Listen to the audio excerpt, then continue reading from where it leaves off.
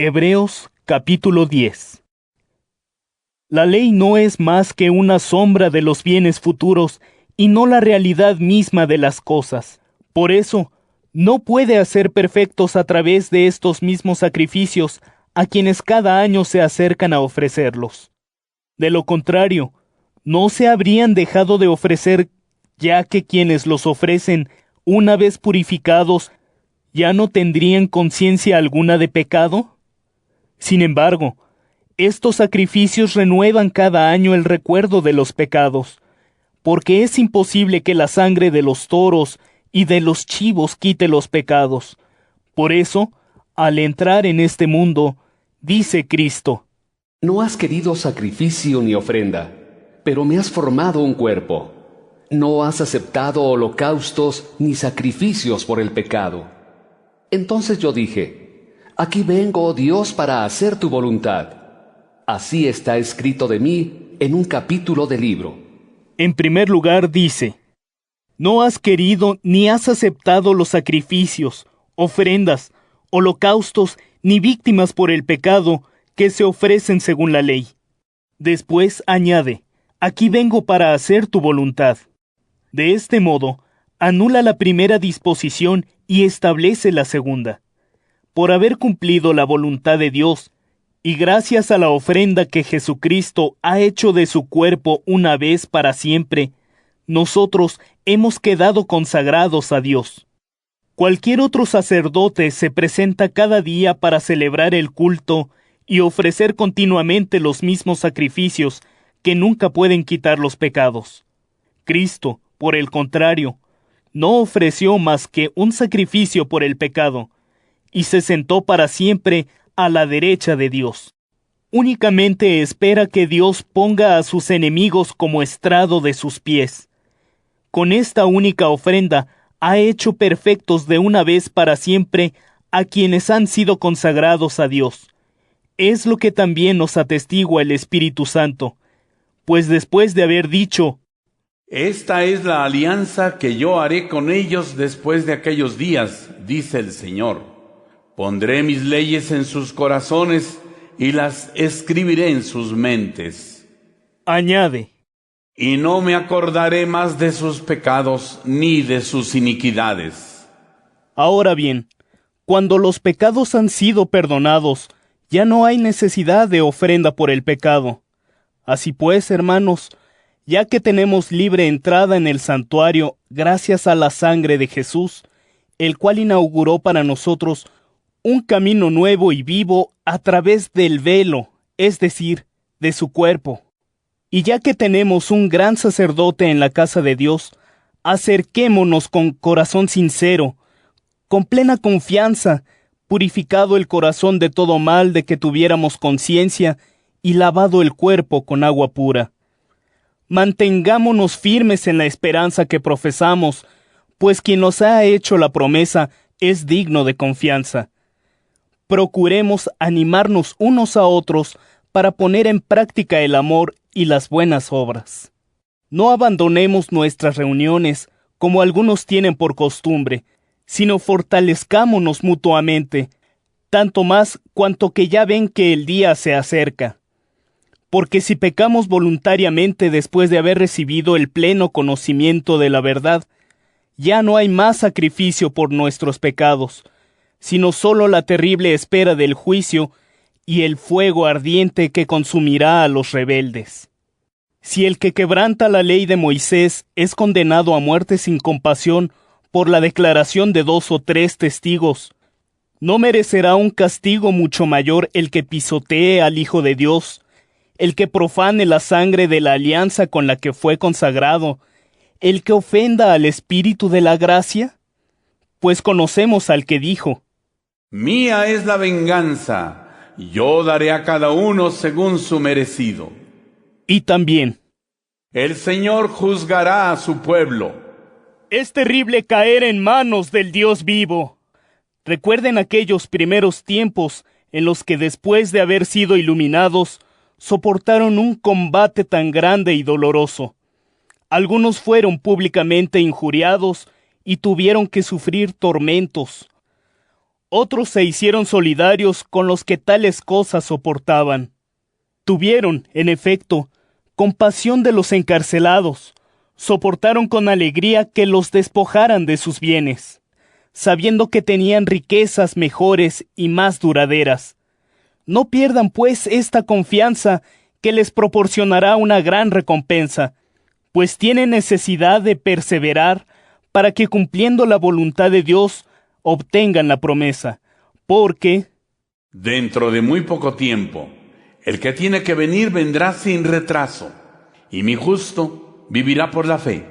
Pero si retrocede cobardemente, ya no me agradará. Pero nosotros no somos de los que retroceden cobardemente y terminan sucumbiendo, sino de aquellos que buscan salvarse por medio de la fe. Hebreos capítulo 11. La fe es el fundamento de lo que se espera y la prueba de lo que no se ve.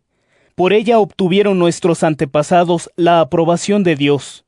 La fe es la que nos hace comprender que el mundo ha sido formado por la palabra de Dios, de modo que lo visible proviene de lo invisible. Por la fe ofreció Abel a Dios un sacrificio más perfecto que el de Caín. Ella lo acreditó como justo, atestiguando Dios mismo en favor de sus dones, y por ella, aun estando muerto, habla todavía.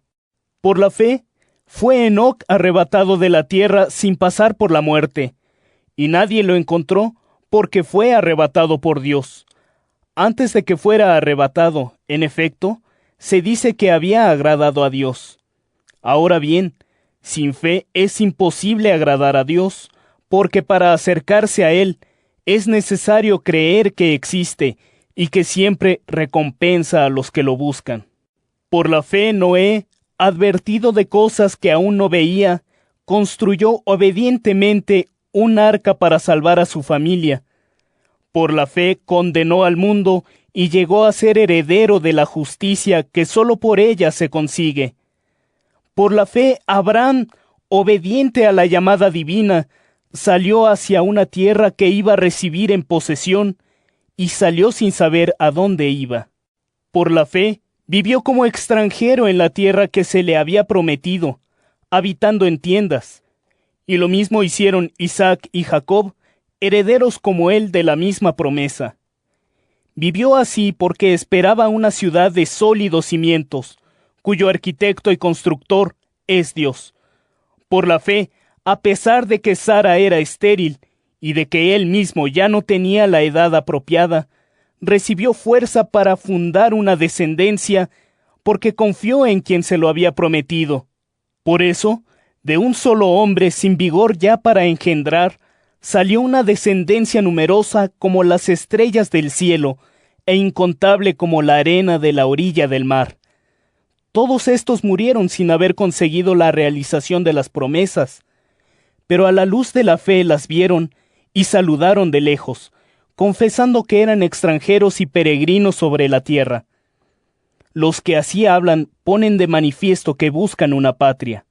Indudablemente, si la patria que añoraban era aquella de donde habían salido, oportunidad tenían de regresar a ella, pero a lo que aspiraban era a una patria mejor, la del cielo. Por eso Dios no se avergüenza de que le llamen su Dios, porque les preparó una ciudad. Por la fe Abraham, sometido a prueba, estuvo dispuesto a sacrificar a Isaac, y era su hijo único a quien inmolaba el que había recibido las promesas, aquel a quien se había dicho: de Isaac te nacerá una descendencia. Pensaba Abraham que Dios es capaz de resucitar a los muertos. Por eso el recobrar a su hijo fue para él como un símbolo. Por la fe y esperando el porvenir, bendijo Isaac a Jacob y a Esaú. Por la fe Jacob, ya moribundo, bendijo a cada uno de los hijos de José y adoró a Dios apoyándose en el bastón de José. Por la fe José, acercándose su fin, habló del éxodo de los hijos de Israel y dispuso lo que habían de hacer con sus restos mortales. Por la fe, cuando nació Moisés, sus padres, viendo la belleza del niño, lo tuvieron escondido 3 meses sin temer a las órdenes del rey. Por la fe renunció Moisés al título de nieto del faraón cuando se hizo mayor, prefiriendo compartir los sufrimientos del pueblo de Dios a gozar de las comodidades pasajeras del pecado. Porque, teniendo siempre ante los ojos la recompensa, estimaba los sufrimientos de aquel pueblo consagrado como riqueza mayor que todos los tesoros de Egipto. Por la fe abandonó Egipto, sin miedo al furor del rey, y se mantuvo tan firme como si estuviera viendo al Dios invisible. Por la fe celebró la Pascua y roció con sangre las puertas de las casas hebreas, para que el exterminador no tocara a los primogénitos de los israelitas. Por la fe pasaron el mar Rojo como si fuera tierra firme, mientras que los egipcios, que intentaron pasarlo también, perecieron ahogados. Por la fe cayeron los muros de Jericó después de ser rodeados durante 7 días. Por la fe, Rahab, la prostituta, recibió en su casa a los exploradores israelitas y no pereció con los rebeldes. ¿Qué más diré? Me faltaría tiempo para hablar de Gedeón, Barak, Sansón, Jefté, David, Samuel y los profetas que por la fe sometieron reinos, administraron justicia, consiguieron las promesas, cerraron la boca de los leones, apagaron la violencia del fuego, escaparon al filo de la espada, superaron la enfermedad, fueron valientes en la guerra, hicieron huir a los ejércitos enemigos. Y hasta hubo mujeres que recobraron resucitados a sus difuntos. Unos perecieron bajo las torturas, rechazando la libertad con la esperanza de una resurrección mejor. Otros soportaron burlas y azotes, cadenas y prisiones. Fueron apedreados, torturados, aserrados, pasados a cuchillo, llevaron una vida errante, cubiertos de pieles de ovejas y de cabras, desprovistos de todo, perseguidos, maltratados. Aquellos hombres de los que el mundo no era digno, andaban errantes por los desiertos, por las montañas, por las cuevas y cavernas de la tierra. Y sin embargo, todos ellos, tan acreditados por su fe, no obtuvieron la promesa porque Dios, con una providencia más misericordiosa para con nosotros, no quiso que llegaran sin nosotros a la perfección final. Hebreos capítulo 12. Por tanto, también nosotros, ya que estamos rodeados de tal nube de testigos, liberémonos de todo impedimento y del pecado que continuamente nos asalta, y corramos con perseverancia en la carrera que se abre ante nosotros, fijos los ojos en Jesús, autor y perfeccionador de la fe, el cual, animado por la alegría que le esperaba, soportó sin acobardarse la cruz y ahora está sentado a la derecha del trono de Dios. Fíjense, pues, en aquel que soportó en su persona tal contradicción de parte de los pecadores, a fin de que no se dejen vencer por el desaliento. Ustedes no han llegado todavía a derramar la sangre en su combate contra el pecado, y además han olvidado aquella exhortación que se les dirige como a hijos. Hijo mío, no desprecies la corrección del Señor, ni te desalientes cuando Él te reprenda, porque el Señor corrige a quien ama y castiga a quien recibe como hijo. Dios los trata como a hijos y les hace soportar todo esto para que aprendan. Pues, ¿qué hijo hay a quien su padre no corrija? Si estuvieran libres del castigo que han sufrido todos, serían bastardos, no hijos. Por lo demás, si a nuestros padres de la tierra los respetábamos cuando nos corregían, cuanto más debemos someternos al Padre del cielo para tener vida. Nuestros padres nos educaban según sus criterios para esta vida que es corta. Dios, en cambio, nos educa para algo mejor, para que participemos de su santidad.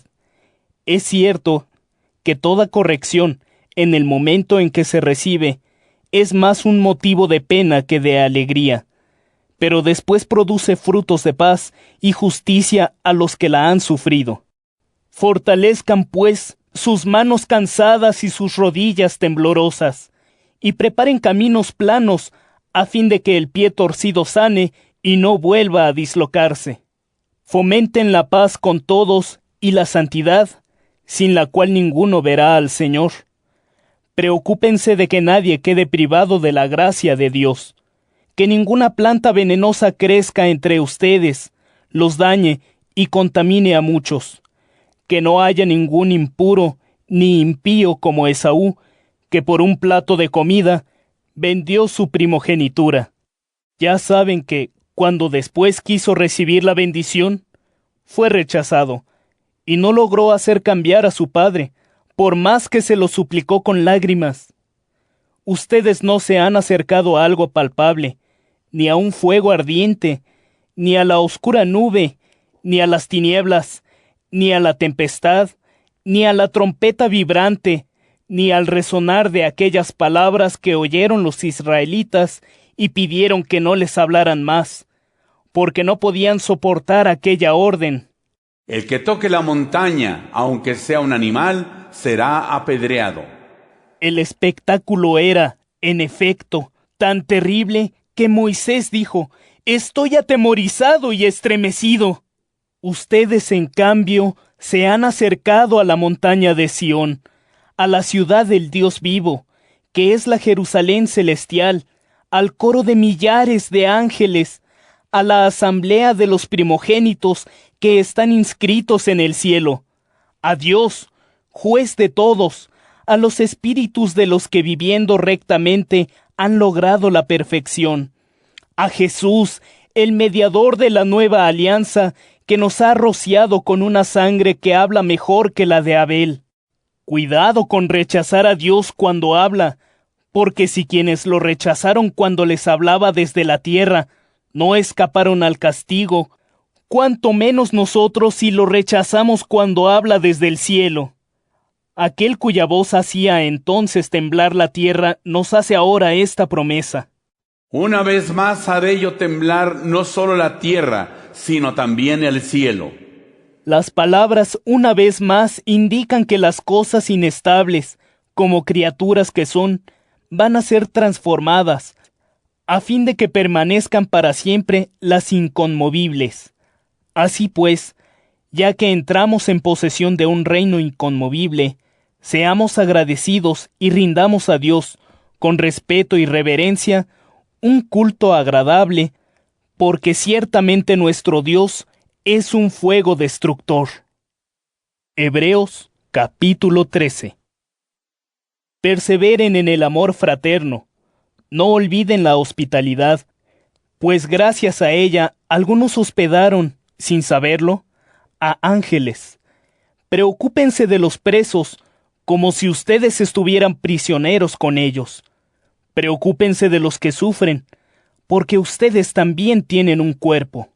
Valoren mucho el matrimonio, y que su vida conyugal sea limpia, porque Dios juzgará a los libertinos y a los adúlteros. No se apeguen al dinero, conténtense con lo que tienen, porque Dios mismo ha dicho: No te desampararé ni te abandonaré. De suerte que podemos decir con toda confianza: El Señor es mi ayuda, no tengo miedo. ¿Qué podrá hacerme el hombre? Acuérdense de sus dirigentes que les anunciaron la palabra de Dios. Tengan en cuenta cómo culminaron su vida e imiten su fe. Jesucristo es el mismo ayer, hoy y siempre. No se dejen arrastrar por doctrinas diversas y extrañas. Mejor es fortalecer el alma con la gracia que con normas sobre alimentos, que nada han aprovechado a quienes las han observado. Nosotros tenemos un altar del que no tienen derecho a participar los que están al servicio de la antigua tienda de la presencia. En efecto, los cuerpos de las víctimas expiatorias, cuya sangre es llevada al santuario por el sumo sacerdote, son quemados fuera del campamento. Por eso también Jesús, para santificar al pueblo con su propia sangre, padeció fuera de la ciudad. Salgamos, pues, a su encuentro fuera del campamento y carguemos también nosotros con su humillación. Porque no tenemos aquí ciudad permanente, sino que anhelamos la ciudad futura.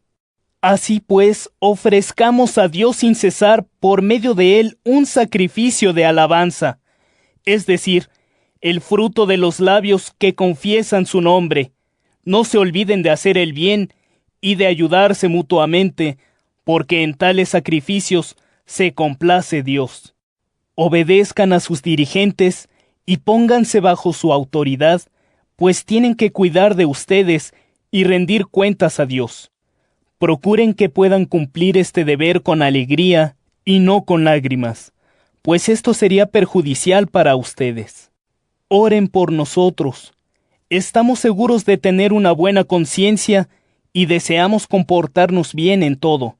Sin embargo, les ruego insistentemente que lo hagan así, para que pronto pueda estar de nuevo con ustedes.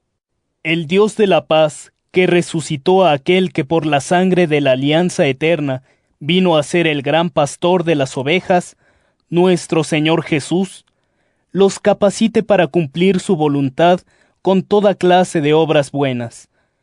Que Él mismo realice en nosotros lo que le agrada por medio de Jesucristo, a quien corresponde la gloria por siempre. Amén. Les ruego, hermanos, que acepten esta exhortación, pues les escribí con brevedad. Sepan que nuestro hermano Timoteo ha sido puesto en libertad. Si viene pronto, iré con él a verlos.